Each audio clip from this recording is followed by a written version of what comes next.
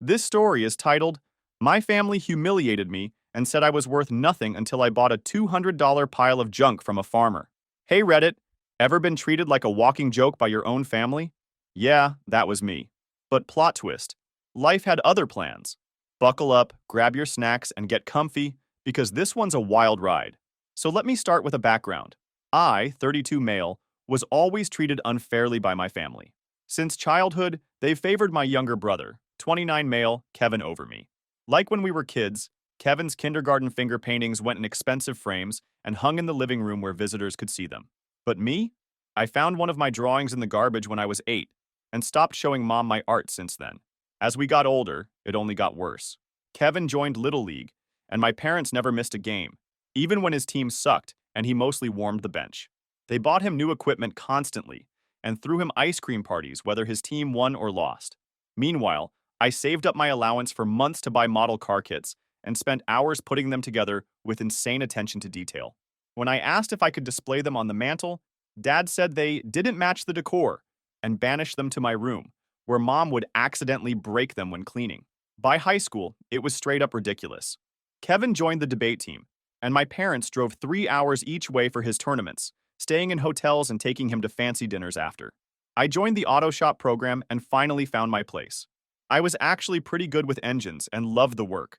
The teacher even let me take on more advanced projects because I picked things up quickly. I made it to the state competition and won first place in my category. My parents? Sorry, we can't make it. Your dad's got a thing at work. For graduation, Kevin got a new laptop. I asked for tools for my planned mechanic career. Dad got me a cheap set from Harbor Freight that broke within a month and told me to get a real job instead of playing with cars. Because apparently fixing things that people rely on every day isn't real work. Now as adults, it's just more of the same, and worse. My parents have Kevin's corporate achievements printed and framed on the wall in the hallway. His first promotion letter, his MBA diploma, a photo of him with the CEO. Meanwhile, my high school diploma, trade school certification, and ASE master mechanic license got nothing but resentment, LMAO. They hated the fact I was a mechanic. At this point, it's almost impressive how consistent they've been at making me feel like garbage for loving something that actually makes me happy. When I moved out, my place was anything but a house. For a while, I was living in a trailer that shook whenever trucks drove by too fast. Heater that was either freezing or burning hot. Bedroom the size of a closet. Kitchen? Wherever I put down my takeout bag. But at least nobody was there telling me what a disappointment I was 24/7. But I was good. I was saving money for new tools. Used to visit my family occasionally. And let me tell you, every damn family gathering was the same bullshit. Kevin would roll up in his decent suit talking about his latest promotion at his corporate job. Dude barely did any real work, just endless meetings and PowerPoints, but was pulling decent money. He had a pretty wife, Tesla he was probably making payments on forever, and a regular condo that my parents acted like was freaking Buckingham Palace. Nothing crazy special, but way better than my situation. Meanwhile, I'd show up with grease under my nails after a 12-hour shift at my garage, and my mom would literally sigh when she saw me, as if my life choices were physically painful for her to witness. Dad was always asking when I was gonna get a real job at least twice per family dinner. Then, he'd launch into some story about how Kevin just got another bonus or whatever. My aunts and uncles would smile at me with that fake pity that really meant, thank God our kids didn't turn out like you. The final straw came last Thanksgiving. Kevin had just gotten some promotion, and my parents brought out an actual cake to celebrate. A fucking cake at Thanksgiving. Meanwhile, I mentioned I'd finally paid off my toolbox, and my dad actually laughed. Straight up laughed and said, well, I guess we should be thankful Jensen didn't go bankrupt this year. Everyone laughed with him like it was the funniest joke they'd ever heard. Then my mom started with her usual, when are you going to get a real career? Routine. Before I could even answer, Kevin jumped in with, maybe Jensen could work for me. We need someone to clean the office parking lot. The whole table erupted in laughter. Even my cousin's kids were giggling, and I was sitting there, getting humiliated by my own family. Felt like they all shared this interest in making me look and feel like shit. But it was what happened next that broke me. My dad raised his glass for a toast and said, to Kevin, the son who didn't waste his potential. No one even looked at me. Like I wasn't even there. Like I didn't even matter enough to acknowledge how deeply that cut. In that moment, I realized they didn't just prefer Kevin. They didn't see me as worth anything at all. And that left a deep fucking wound. I stood up fast, knocked over my chair. Nobody even cared or asked if I was okay. I grabbed my jacket and walked out. I could hear them still laughing, my dad saying, "There he goes again. Can't take a joke." I sat in my truck for 5 minutes, hands shaking on the steering wheel, swallowing back what felt like broken glass in my throat. That was the last time I went to a family dinner. Little did they know, this failure was about to turn his life around in a way none of them could imagine. But I'm getting ahead of myself. For months, I still ran this tiny garage. The sign was half broken and only lit up at night when it felt like it. Business was, well, it kept me eating, most days. I'd fix radiators, change oil, patch tires, the basic stuff that doesn't make you rich but keeps the lights on most of the time. My neighbor Gary made it his personal mission to remind me how pathetic my life was. Dude would literally stand outside in his nasty-ass bathrobe watching me work, making comments about my high-end repair business while sipping whatever was in his mug at 7 a.m. Definitely not coffee. The customers weren't much better, always haggling over prices like I was running some kind of charity. "Can't you do it any cheaper?" they'd ask while standing next to their $60,000 SUVs. Sure, let me just pay my bills with exposure and good vibes. Most days I was just going through the motions. Wake up in a cold trailer, grab gas station coffee, fix cars, go home to my empty trailer, repeat. The American dream. Am I right? My social life was basically non-existent. Hard to date when you're always covered in motor oil and can barely afford to buy yourself dinner, let alone take someone out. So there I was, living the dream in my crappy trailer, eating gas station burritos, and fixing beater cars for people who haggled over every damn dollar. Until the day came and changed my life in the most unexpected ways. One morning, after dealing with a particularly annoying customer, guy wanted me to basically rebuild his transmission for the price of an oil change, my phone rang. Unknown number. It was old Joe Garrison. Hadn't heard from him in years. He used to let me help out on his farm when I was a kid. One of the few adults who didn't treat me like I was one step above pond scum. Joe was this classic old-school farmer type. The kind of guy who could fix anything with duct tape, baling wire, and pure stubbornness. His barn was always full of half-finished projects from like the Reagan era. So Joe says he has some heap of metal sitting in his barn for decades, and wondered if I wanted it before he sent it to the scrapyard.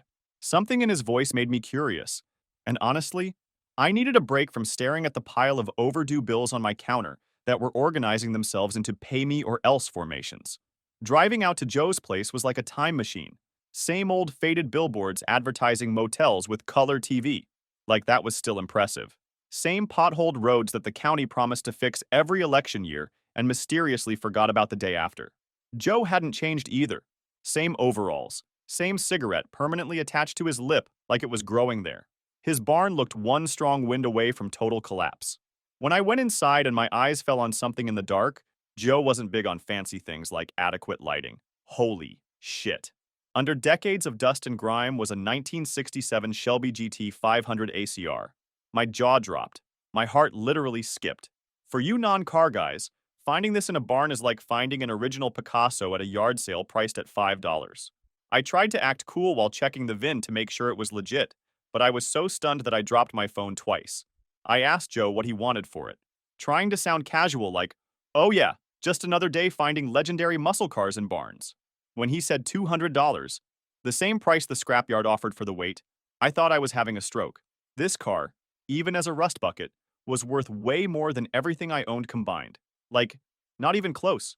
I mean, WTF. That was the one chance that would never repeat. Without thinking, I paid him before he could change his mind, or someone could burst in and yell, "Just kidding!"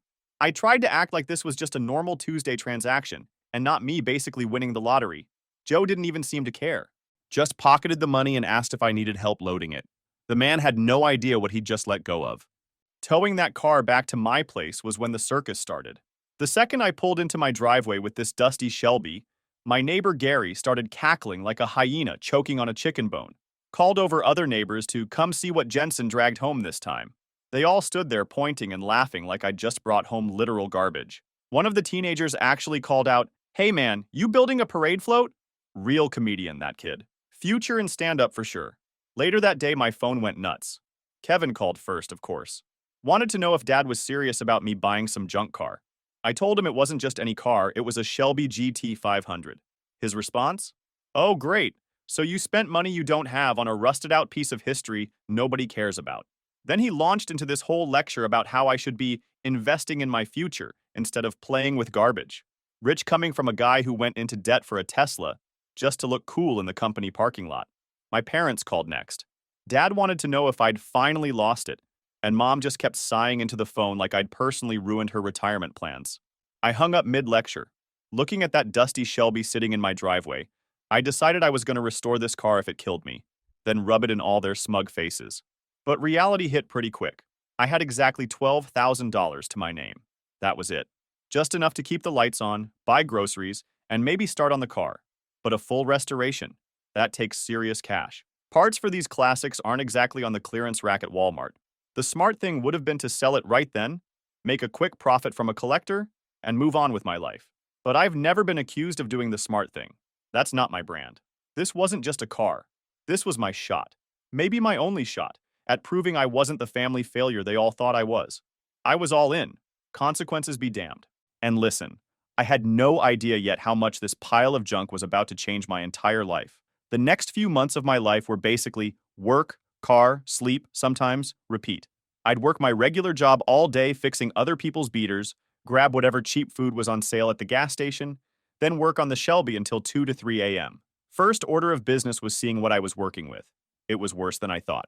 The more dirt I cleaned off, the more problems I found. Rust had eaten through parts of the floor pan. The upholstery looked like several generations of mice had called it home. And they had. The wiring was a nightmare. Previous owner had done some creative modifications that would have made an electrician cry. And finding parts? Total nightmare. Online sellers wanted insane money for absolute crap. Some dude in Texas wanted $1,200 for a steering column that looked like it had been used as a boat anchor for the past decade. The setbacks just kept coming like they were on a damn schedule. First, I found a whole mouse family living in my engine bay. They'd chewed through wires, built nests everywhere, and basically turned the car into their personal condo complex. One of them actually poked his head out while I was inspecting the damage. He had the audacity to look like he was charging me rent. Then my first attempt at painting was a total disaster. I'd watched like 50 YouTube tutorials thinking, how hard can this be? Turns out, very fucking hard. The paint came out all uneven and somehow highlighted every flaw instead of covering them. Had to sand it all down and start over, wasting time and money I didn't have. Speaking of money, it was disappearing fast. I'd burned through most of my savings, and the car still needed tons of work. Parts, tools, materials. It all adds up quick. So I did the only thing I could. I bet everything. Walked into a bank and took out a $50,000 loan secured by my trailer and garage. If the restoration failed, I'd be completely homeless. Working nights on the Shelby became my new normal. My hands were constantly covered in cuts and grease that no amount of scrubbing could remove. My back felt like hell. I was surviving on energy drinks and whatever food could be eaten with one hand while the other held a wrench. One night while digging through the glove box, I found something interesting. An old pack of Marlboros with a yellowed note tucked inside. It said, "Take care of her. She's got more heart than most people I know." ஆயிரத்து தொள்ளாயிரத்து அறுபத்து Reading that note, sitting there covered in grease and exhaustion, I realized someone had actually loved this machine. And now it was my job to bring it back. Progress was painfully slow, though. Every time I fixed one thing, I'd discover 3 more problems hiding behind it. It was like playing mechanical whack-a-mole. The engine needed a complete rebuild. The transmission was shot. The suspension was basically being held together by rust and prayers. But slowly, very slowly, the car started coming back to life. The frame was solid again. The engine block was cleaned and ready for rebuilding. The interior was stripped and prepped for new upholstery. It was still a long way from done, but for the first time, I could see the light at the end of the tunnel. And man, that light looked a lot like a middle finger, pointed straight at everyone who'd laughed at me, especially my family. Every night was the same routine. Until one afternoon, while I was under the car wrestling with a bolt that must have been installed by Satan himself, I heard someone clear their throat, smacked my head coming out, smooth move I know, and found this woman with a camera standing there. Her name was Sloane, 28 female, and she said she was a photographer working on a project about American craftsmanship. She'd spotted the Shelby from the road and wanted to take some pictures. I was about to tell her to get lost, not in the mood for more people laughing at my junk car, but something stopped me.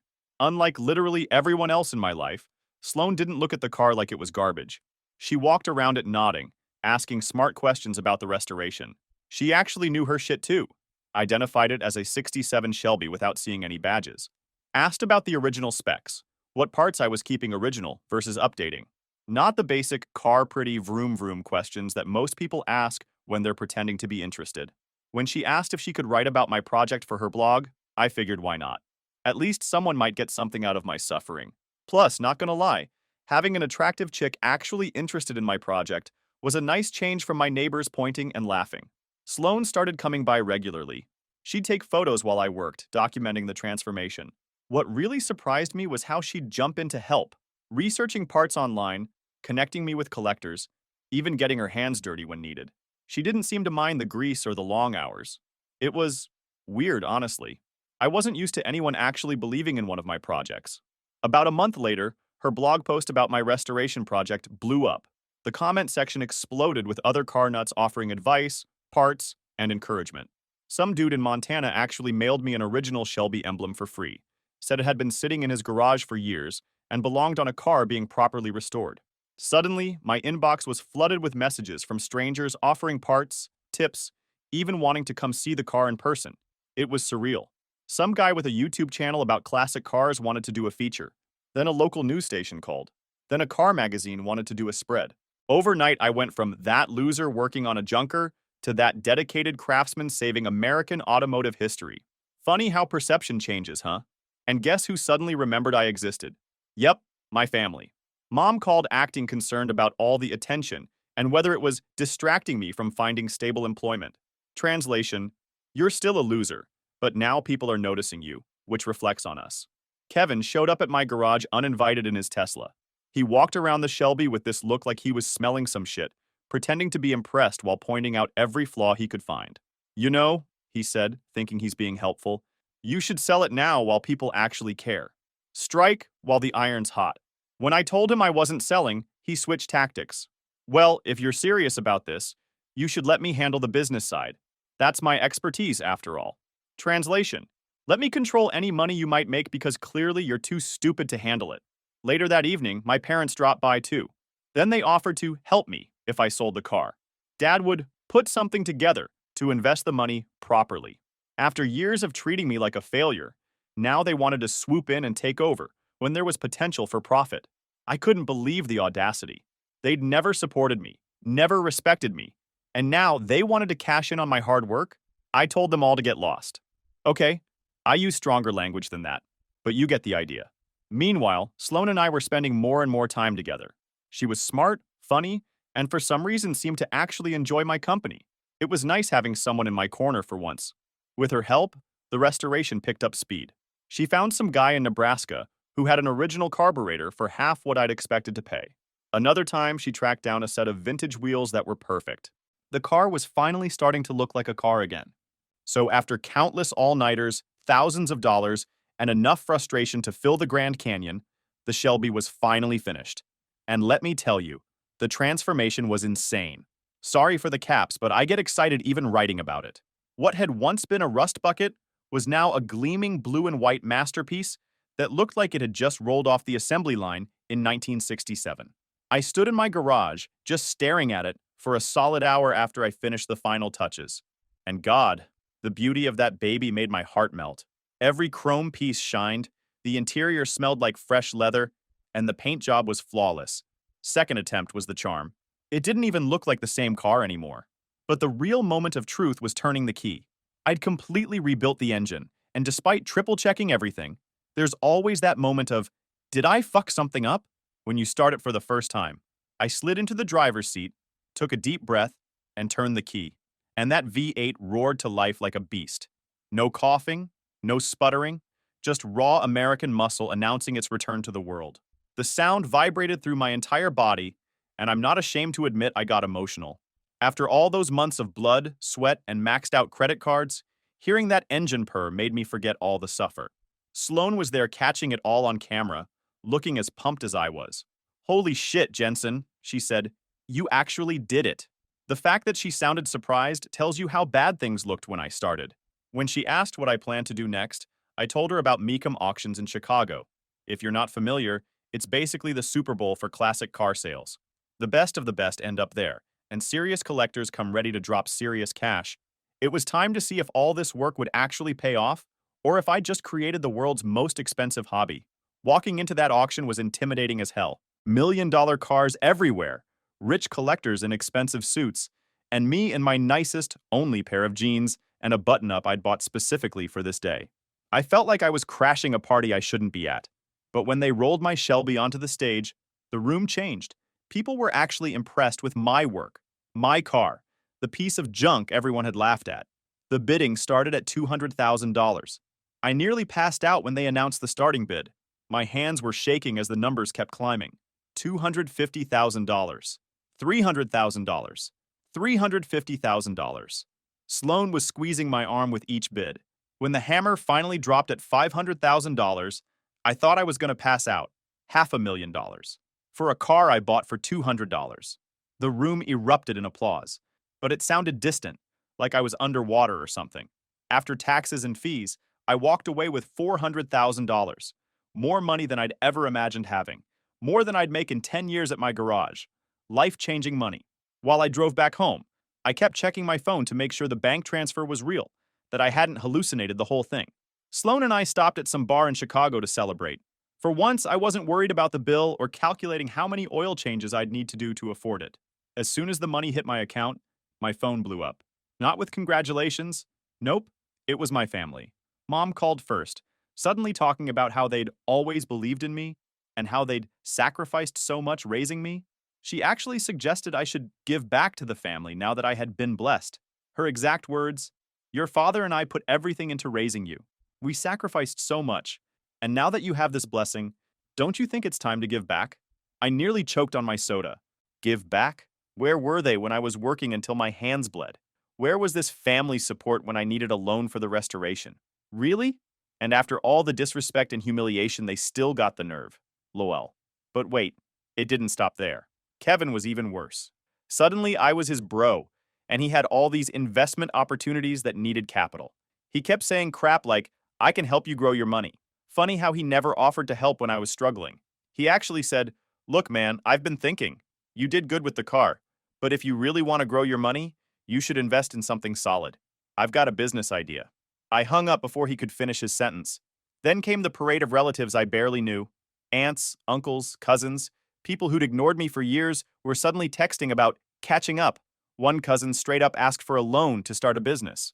Uncle Rick called about some can't-miss real estate opportunity that just needed a small investment.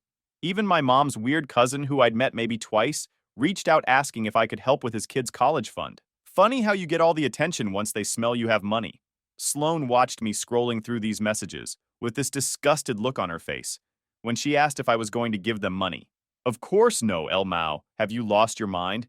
Those assholes can go screw themselves. I laughed. For the first time in my life, I wasn't looking back at what my family thought. I wasn't desperate for their approval. I wasn't the family screw-up anymore, and that felt even better than the money. With $400,000 in the bank, I had options. I could have bought a nice house, invested in stocks, or just chilled for a few years. Hell, I could have blown it all on stupid crap and still been ahead of where I started. But Sloan and I had bigger ideas. Over burgers one night, we mapped out our plan. Sloan suggested focusing on classic restorations, high-end stuff like what I did with the Shelby, but as an actual business.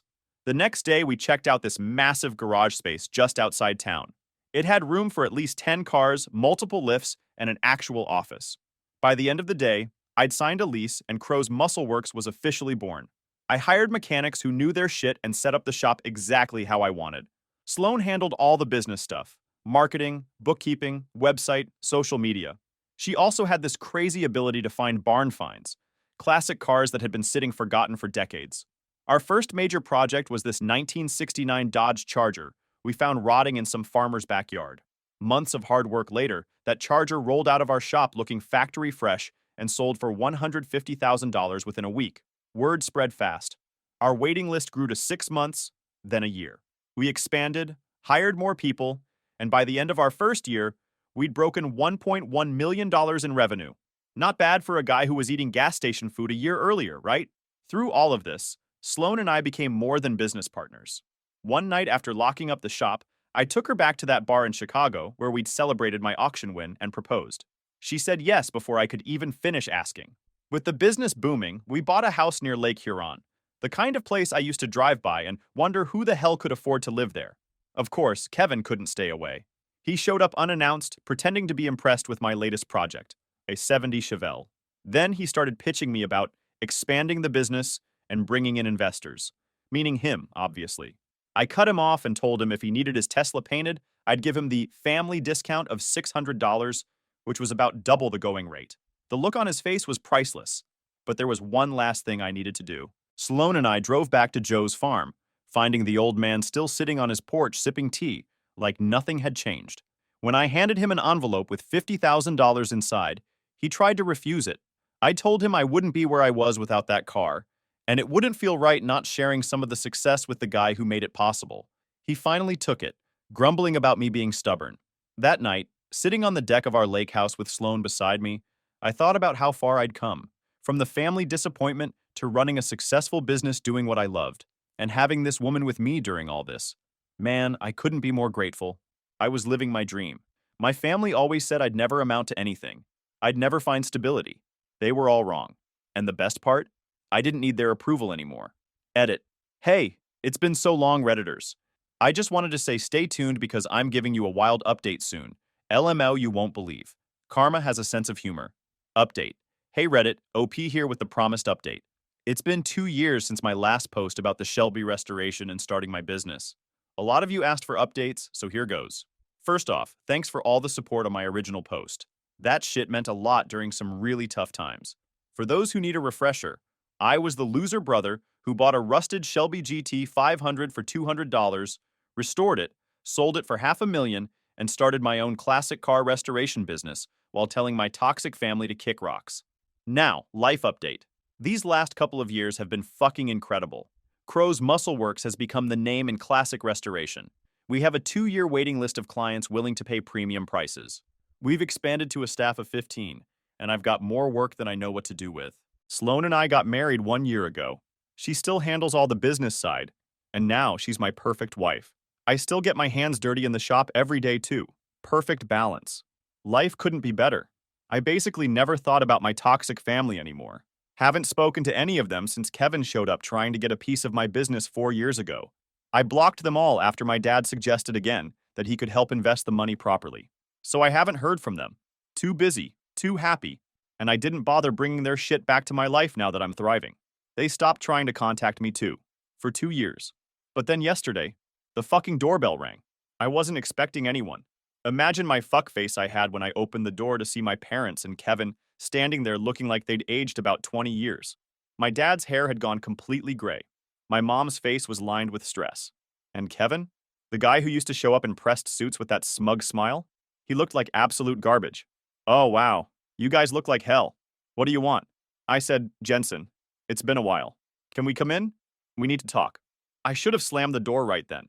But where would be the fun in that? I needed to see it for myself. Because if they hadn't got beaten up by karma, what could possibly have brought the Golden family to my doorstep after all this time? So I stepped aside and let them in.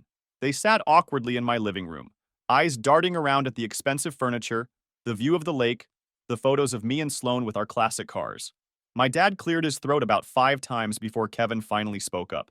So, nice place you got here, he said, trying to sound casual and failing miserably.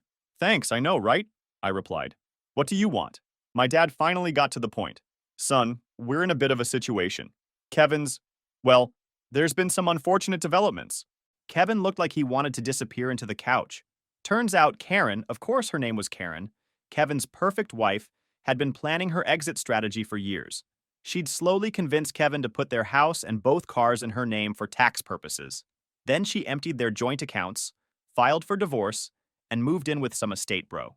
I had to hold back the laugh. The golden child was reduced to living with his parents again. Sometimes the universe delivers. My mom jumped in. And with your father's medical bills and the mortgage? We're struggling, Jensen. So you came to me for money? Of course you did, I said flatly. Not a question. We're family, my dad said. Like that explained everything. We've always been there for each other. I couldn't help it. I laughed. Always been there for each other? That's hilarious. Where were you? Oh, right, you were telling me to get a real job and mocking me at Thanksgiving dinner, humiliating me in front of everyone. Kevin shifted uncomfortably. Look, Jensen, we all make mistakes. Shut up, I cut him off. A mistake is buying milk when you meant to get orange juice. What you guys did was systematic, deliberate abuse for years. My mom started crying. We were just trying to motivate you. By telling me I was worthless? By toasting to your only son who didn't waste his potential? That's not motivation. I was tossed aside, told I was nothing. My dad tried again. Son, we're proud of what you've accomplished. We really are. And we know we don't deserve your help, but you're right. You don't. The silence that followed was deafening. I could practically hear them thinking about how they'd miscalculated this whole situation.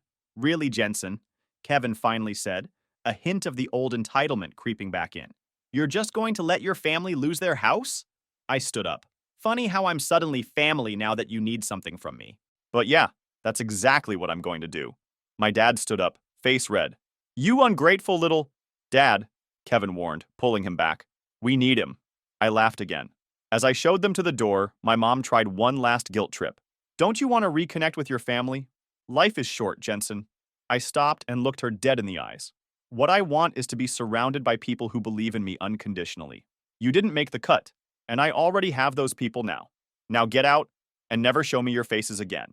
After they left, I watched their beat-up sedan, definitely not a Tesla, pull out of my driveway. Sloane came up behind me. You okay? She asked. Yeah, I said. I'm great, actually.